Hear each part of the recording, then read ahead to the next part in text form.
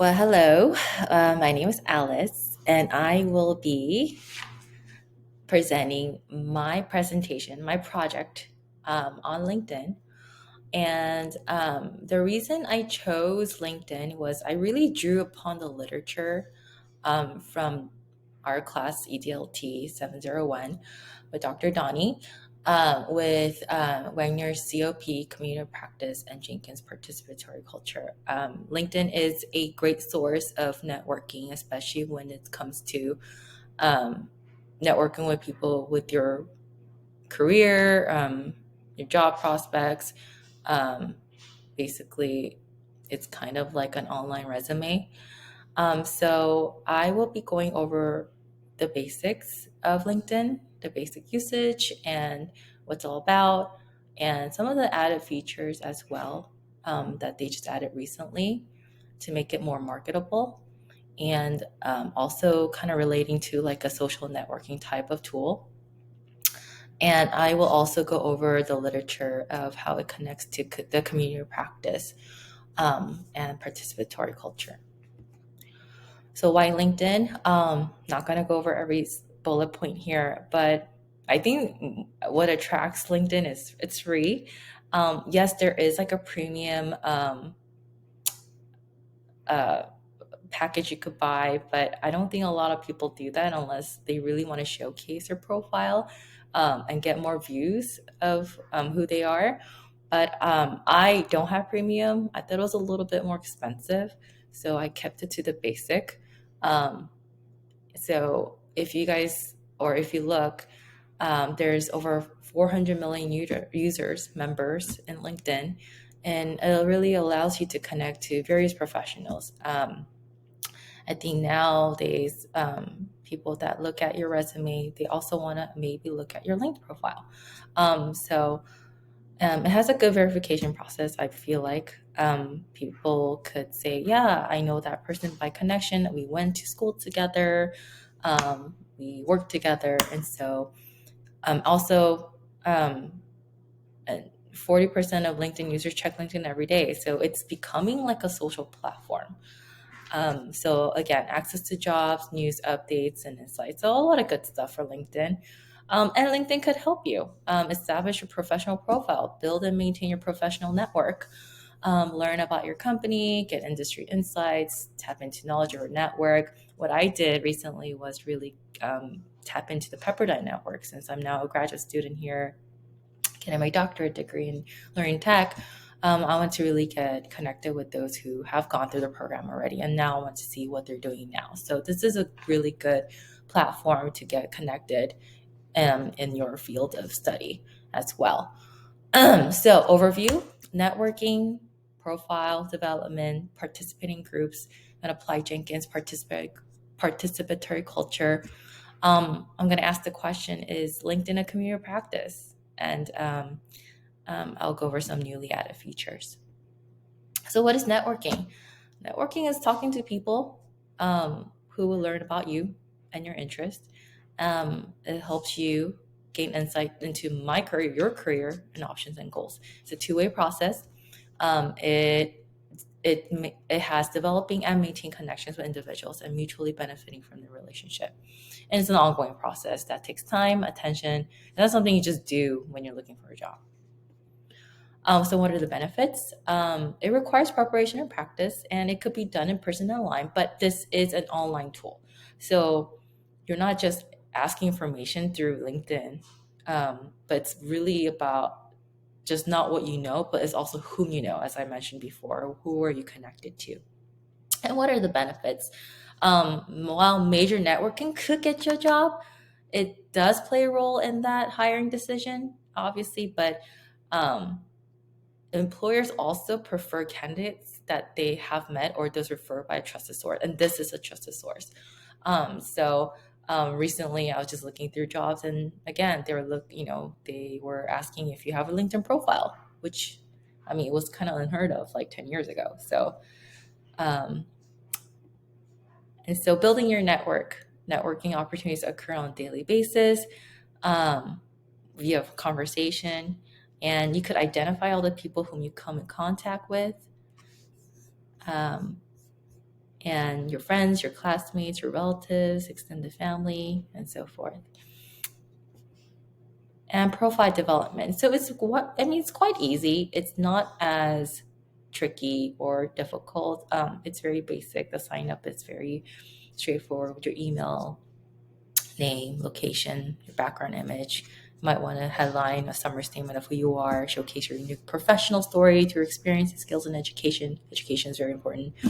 And the recruiter for LinkedIn also said the first hurdle is get found, to make sure you come up in the right kind of searches by recruiters. So might want to use industry relevant job titles and keywords like current job title, summary, and interests. So that LinkedIn search tool searches the entire profile. So inserting my keywords, your keywords, will definitely help you to kind of uh, come up on the search when people are looking for basically prospective employees. Um, so this is my profile. Just wanted to give you what mine looks like. I have less than 300 connections. I had less than like 92 3 years ago. So I'm trying to build it up, as you can see. There is options for home, or I'm sorry, network, posting, notifications. So you can see who's checking you out, right? And basically where your kind of your search appearances are, where is that going, where is that appearing. And that's me. And obviously my background is I'm a teacher, so that's kind of like my background, so showcasing like who I am by a picture. So and participating groups, so this is a biggie in LinkedIn. So if you go to the profile, you could always hit groups and it'll show you what groups that you might want to be interested in joining. I mean, the first thing that came came up for me, excuse me, was Harvard Business Review discussion group. Has 3 million members, and you could join. It's like a hub, basically a place where professionals in the same industry or similar interests to share content and find answers, post and view jobs, make business contacts, establish themselves as industry experts, and so forth. And being an active participant in a group can help you network with other professionals in your field, especially those outside your immediate circle. So, excuse me, a participate culture, so going back to Jenkins, is one in which members believe their contributions matter and feel some degree of social connection with one another. So this is a perfect example of a participatory culture. All right, so using LinkedIn groups, it's not hard. It's actually a very powerful tool to increase your visibility of your organization. So if you want to create your own group, you definitely can. The one thing I would do is really focus on just learning the functionality of the group, like the function of the group, creation of the group in LinkedIn. And it's not hard. It's kind of creating your own profile basically, but for your organization. But I would say you need a purpose. A group's purpose is need to be defined, and this should be defined ahead of time so you can convey a clear, concise message to potential members. And group rules. So I think privacy is very important. So if you outline what you want, how you want members to use the group, as with the purpose, you should definitely enforce some rules. It's a stepping stone to a healthy group, I think. As stating them clearly will make it easier for the leader or the administrator, whoever the group members are, to manage and moderate discussions. So privacy settings, very, very important. You got to choose your privacy settings. We recommend, or I recommend starting with standard while your group is new, so that members can invite new members to join, then create your group. So I read a very interesting article that was shared in the class, and the Facebook trap, basically. And this says because much of the content we're exposed to is algorithm based, like for example, Facebook users need to be very mindful and accountable and appropriate that you don't get undesirable content. But that could also happen in LinkedIn. So it would be wise for administrators of the group to stick to specific topics or create filters for the group so members don't feel like, oh, they're not losing the sense of purpose to be why they're in the group. And then engaging. I think if you want your community to grow, I would say engagement is key. And how do you engage? I would say keywords the app mentions and invite them to introduce themselves to the group. High value content. Create high value content that's exclusive to group members. Promote it. Facilitate discussion and provoke questions in the group. And encouraging members to share their thoughts in the comments below, and including images and videos with the post to make it more visual and engaging. So there's a couple things that a group administrator or whoever the member leaders are could do, and then facilitate and invite others to do so as well. So make that strong bond and connection, so it really helps to grow the group and helps them to be engaged. So the question is LinkedIn, can it be a model of COP, community practice? I say yes, because I did go over the three elements of COP, or community practice, or to Wagner. And the first element is domain. And domain is a community practice. It's not merely a group of friends or network connections among people. It has an identity defined by shared interests, which you could totally create in LinkedIn. And it could imply a commitment to a domain and interest, therefore shared and competence that distinguishes members from others. Second is community, where members pursue their interest in their domain. They engage discussions, as I said before, engage discussion. They build relationship. They enable to learn from each other. A website itself is not a community, right? Having the same job is not a community. You gotta have those discussions.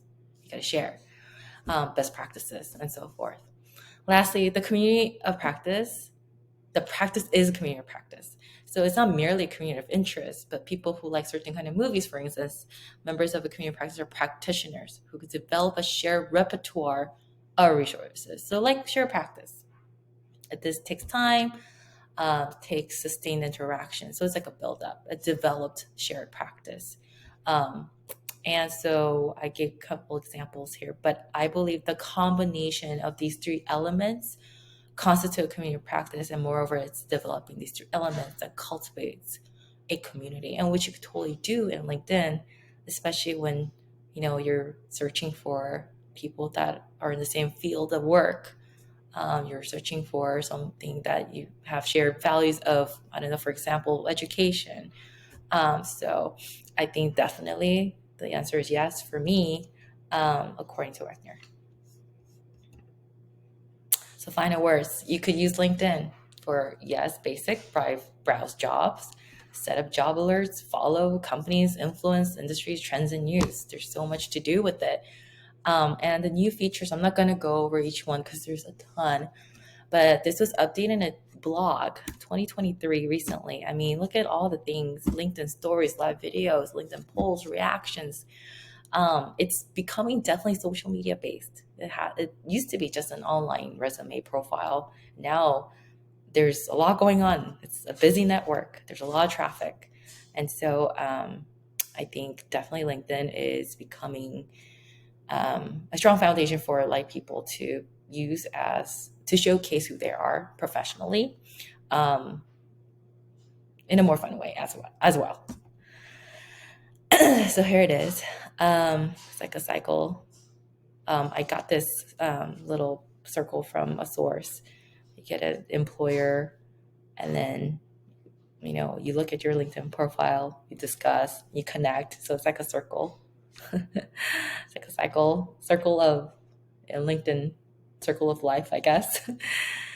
And here are my references. I use Jenkins, my LinkedIn help, Wagner, and a reading I did a couple of weeks ago for the class, the Facebook Trap, and some other references online. Thank you.